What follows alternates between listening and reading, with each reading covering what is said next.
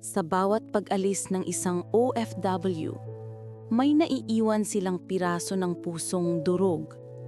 Sa anak na wala siya tuwing kaarawan nito, sa asawang matagal na panahon na hindi niya mayayakap, at sa tahanang hindi niya alam kung kailan muling mababalikan.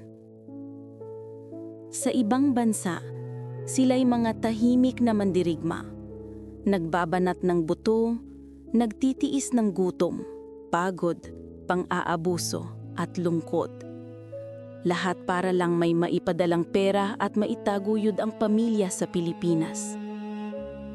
Habang sila'y kumakayod ng walang reklamo, ang gobyerno naman na dapat sana'y pinoprotektahan sila, nagiging bulag sa kanilang pagdurusa. Kinakain ng korupsyon ng pondong sana ay para sa kanilang seguridad at karapatan. Sila na nga ang lumalayo para sa kinabukasan ng bansa at pamilya. Sila pa ang unang nasasaktan sa sistemang tila walang malasakit.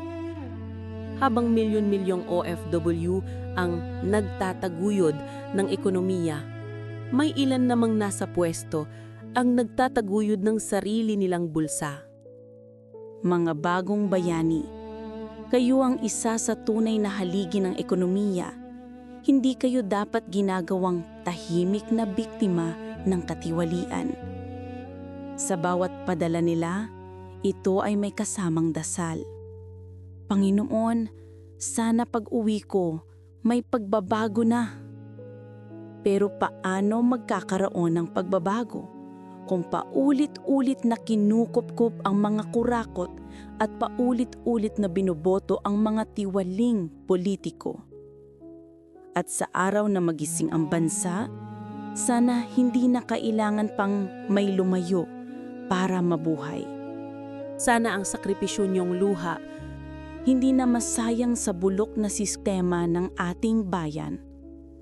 Mga bagong bayani, isang araw, makakauwi ka rin at doon magsisimula ang tunay mong pahinga.